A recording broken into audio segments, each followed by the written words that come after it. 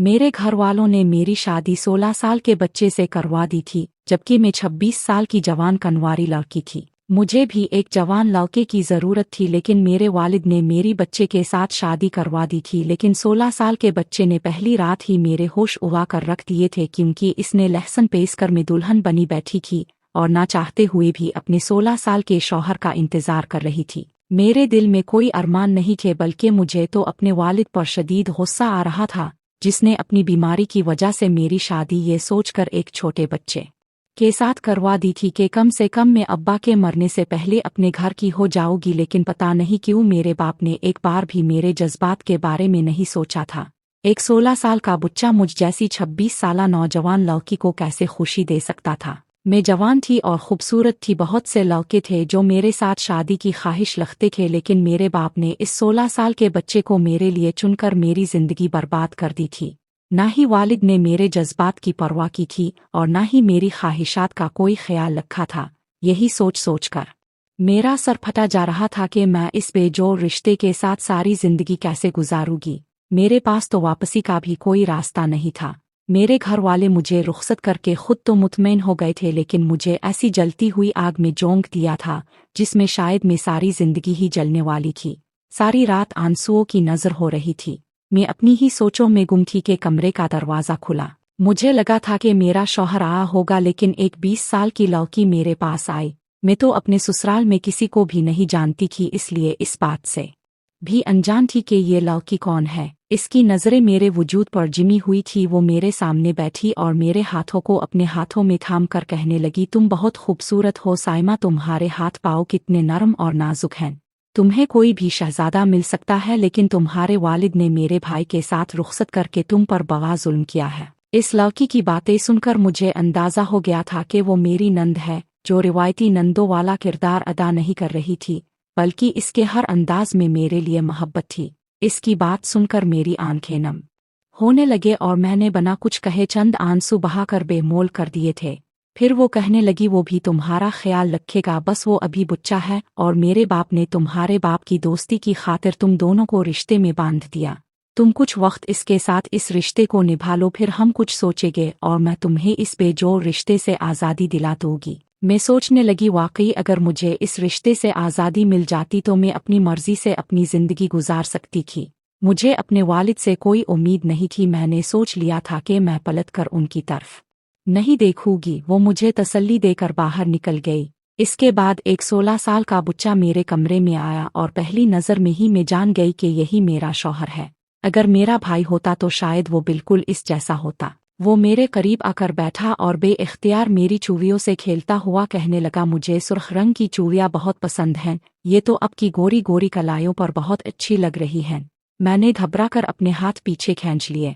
वो 16 साल का था, लेकिन मेरा शौहर था और यही सोचकर मुझे कुछ घबराहट हो रही थी मेरी इस हरकत पर। इसने मुस्कुरा कर मेरी तरफ देखा और कहने लगा कि साइमा, अब तो ऐसे बढ़ रही हैं जैसे मैं आपको खा जाऊंगा, अब मेरी बीवी हैं। क्या आपको पता नहीं? एक 16 साल के बच्चे के मुंह से अपने लिए बीवी का लफ्ज़ सुनकर मैं तो बिल्कुल खामोश हो गई थी और फिर मैंने कहा कि मैं बहुत ज़्यादा थक गई हो और लिबास तब्दील करके सोना चाहती हो। इसने कोई एतराज़ नहीं किया। मैं गुस्ल खाने में गई और कितनी ही देर शावर खोल कर ऐसे ही नीचे खड़ी रही, अपने आंसुओं को पानी के साथ मिलाती रही और अपने दिल को हल्का करती रही। मुझे ऐसे ही शावर के नीचे खड़े काफ़ी देर गुजर चुकी थी कि अचानक ऐसे लगा जैसे किसी की नज़रें मेरे वजूद पर जिमी हुई हैं। मैंने घबरा कर उधर उधर देखा, लेकिन वॉशरूम ऐसा था कि इसमें कोई खिड़की नहीं थी कि जिससे मुझे कोई देख सकता। क्या कमरे में कोई और भी मुझे देख रहा था? लेकिन कौन? कमरे में तो सिर्फ मेरा शौहर था। मैं बहुत परेशान थी। मैंने जल्दी से लिबास तब्दील किया और गुस्ल खाने से बाहर निकल आई। मेरा शौहर बिस्तर पर गहरी नींद में सोया हुआ था। इसे सोता देखकर मुझे यकीन हो गया कि मुझे वहम हुआ था। अगर वो सो रहा था तो भला मुझे कौन देख सकता था? मैं खामोशी से बैठकर दूसरे किनारे पर लेट गई और आंखें बंद करके सोने की कोशिश करने लगी। सारे दिन की थकन और रोने धोने की वजह से मेरी आंखें इस कदर जल रही थी कि कुछ ही देर के बाद मुझे नींद आ गई। आधी रात को मुझे कुछ अजीब सा एहसास हुआ। मैं नींद में घबरा कर उठकर बैठी। कमरे में इस कदर अंधेरा था कि मुझे कुछ भी समझ नहीं आ रहा था। ना जाने क्यों मुझे नींद में ऐसा महसूस हुआ जैसे किसी ने मेरे वजूद पर हाथ फेरा था। बड़ी मुश्किल से मैंने मेज पर रखे लैंप को ऑन किया और अपने साथ बिस्तर पर पड़े अपने शौहर पर नजर डाली जो पहले की तरह गहरी नींद में सो रहा था। शायद फिर ये मेरा वहम था, इसीलिए ऐसा लगा होगा कि किसी ने मुझे छूने की कोशिश की। यही सोचकर मैं दोबारा लेट गई और फिर मैं गहरी नींद सो गई। लेकिन जब मेरी सुबह आँख खिली तो मेरा हुलिया कुछ नामुनासिब था। ऐसा लग रहा था जैसे रात किसी ने मेरे साथ छेड़छाड़ की हो। शौहर तो गहरी नींद में था। मैंने परेशानी के आलम में यहाँ वहाँ नजर डाली, सब ठीक ठाक लग रहा था। मुझे बार बार वहम हो रहा था फिर बात कुछ और थी। खैर, मैं थोड़ी देर में फ्रेश होकर कमरे से बाहर आई तो सामने टेबल पर शौहर के वालिद यानी मेरे ससुर बैठे हुए थे। मुझे देखते ही उन्होंने मुझे सर से पाँव तक देखा था और फिर मुस्कुराकर कहने लगे, आओ साइमा, मैं तुम्हारा इंतजार कर रहा था, चुल्लू मेरे साथ बैठकर नाश्ता कर लो। मेरे ससुर ने कुर्सी को अपने करीब किया और मुझे बैठने का इशारा किया। मुझे कुछ अजीब सा लगा था। ऐसा नहीं था कि मैं अपने ससुर को पहली बार देख रही थी, उन्हें तो मैं अच्छी तरह जानती थी। और मेरी नज़र जैसे ही अपने ससुर पर पड़ी तो उनके चेहरे पर मुस्कुराहट थी। खैर, मेरी नंद ने फौरन बात बदली और कहने लगी, मेरे कहने का मकसद था भाई बहुत शरारती है और रात को इतनी आसानी से सोता नहीं है। मैं इसे बहुत ज्यादा कहानियां सुनाती हूँ तब जाकर वो सोता है, इसलिए पूछ रही थी कि कल इसने तुम्हें तंग तो नहीं किया। मैंने बड़ी मुश्किल से सर हिलाया और खामोशी से अपना नाश्ता करने लगी।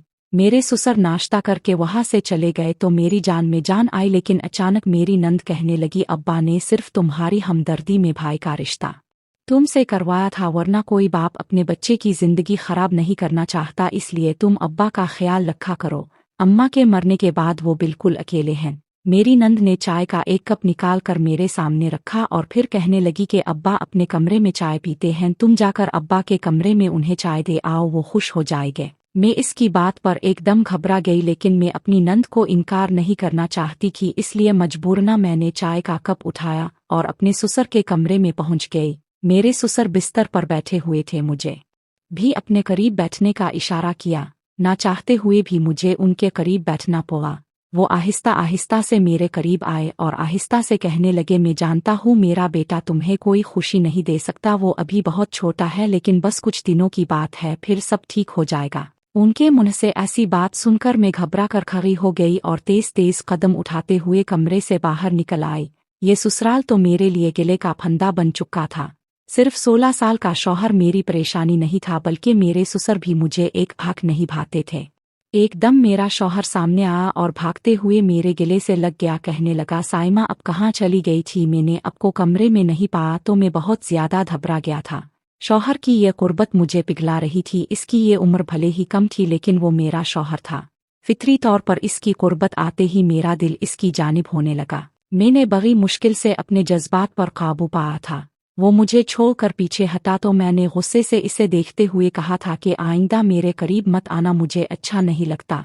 मेरी बात सुनकर इसके चेहरे का रंग बदल गया। इससे पहले कि मैं कोई और बात करती, मेरी नंद आई और मेरे शौहर पर गुस्सा करने लगी कि वो इतनी देर से क्यों उठा, इसके इम्तिहान करीब हैं और इसे पढ़ाई पर तवज्जो देनी चाहिए।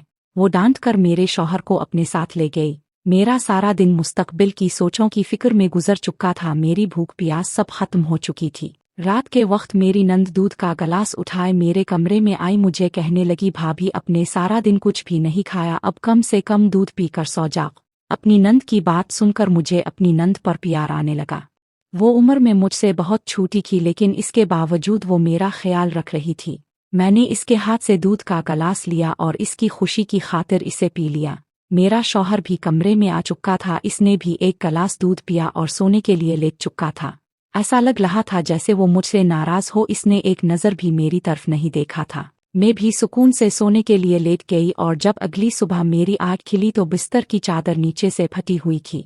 मेरा शौहर बिस्तर पर कहीं नजर नहीं आया। मेरी हालत काफ़ी ख़राब हो रही थी। मैं रात को सही लिबास पहने हुई थी, लेकिन इस वक्त मेरा लिबास कंधे पर से फटा हुआ था जैसे किसी ने जोर आजमाई की हो। मैंने परेशानी के आलम में नीचे फर्श पर देखा तो मेरा शौहर नीचे पुआ सो रहा था, लेकिन फिर बिस्तर की ऐसी हालत किसने की थी और ये मेरा लिबास कैसे फटा था, मुझे कुछ भी समझ में नहीं आ रहा था। मैंने जल्दी से उठकर अपना लिबास तब्दील किया और बिस्तर की हालत बेहतर करके अपने शौहर को जगाया। वो आंखें खोलकर मुझे देखने लगा। मैंने इसे बिस्तर पर वापस लुटाया और खुद भी बिस्तर पर बैठ गई। मैं परेशानी के आलम मैं बैठी हुई थी कि ये सब मेरे साथ क्या हो रहा था। मेरा शौहर तो 16 साल का बच्चा था और मुझे यकीन था कि वो मेरे साथ कुछ भी ऐसा वैसा नहीं कर सकता, लेकिन अगर मेरे शौहर ने मेरे साथ कुछ गलत नहीं किया तो फिर ये सब कैसे हो रहा था। काफ़ी देर इसी तरह अपनी सोचों में उलझने के बाद मैं कमरे से बाहर आई तो मुझे ऐसे महसूस हुआ जैसे कोई मेरे दरवाजे के साथ लग कर खड़ा था और मेरा दरवाज़ा खोलते ही वहां से भाग गया। मैंने एक साय को तेजी से दूर होते देखा था। इस बात ने मेरे शक को यकीन में बदल दिया था कि इस घर में मेरे शौहर के अलावा कोई और मर्द भी था। क्या वो मेरा ससुर था, कोई और था? अगर मेरा ससुर था तो ये कैसे हो सकता है कि वो अपने बेटे की बीवी के साथ ये गलत काम करेगा। मैं अपने शौहर के घर में खुद को गैर महफूज तस्वुर कर रही थी। इसी वक्त मेरी नंद मेरे पास आई और मेरे चेहरे की उड़ी हुई रंगत देखकर कहने लगी, भाभी सब खैर तो है? क्या हुआ, अब क्यों परेशान खड़ी हैं? मैंने डरते बरते इसको बताया कि मुझे ऐसा लग रहा था जैसे कोई मेरे दरवाजे के साथ खड़ा था, फिर अंदर देखने की कोशिश कर रहा था।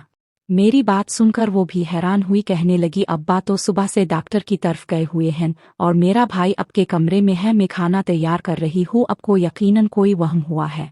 मैंने इसको यकीन दिलाने की कोशिश की कि मैंने खुद कोई साया देखा था, लेकिन इसको मेरी बात पर यकीन नहीं आया। वो यही सोच रही थी कि घर में इसके अलावा और कोई नहीं था। मेरी ज्यादा कोशिश यही होती थी कि मैं ज्यादातर अपने कमरे में रहूं और अपने ससुर के साथ कोई बात ना करूं। पता नहीं क्यों मुझे उनसे डर लगता था। दिन तेजी से गुजरते जा रहे थे। शौहर के साथ मेरी काफ़ी अच्छी दोस्ती हो चुकी थी। वो मेरे करीब भी आता तो मुझे घबराहट बेचैनी ना होती थी।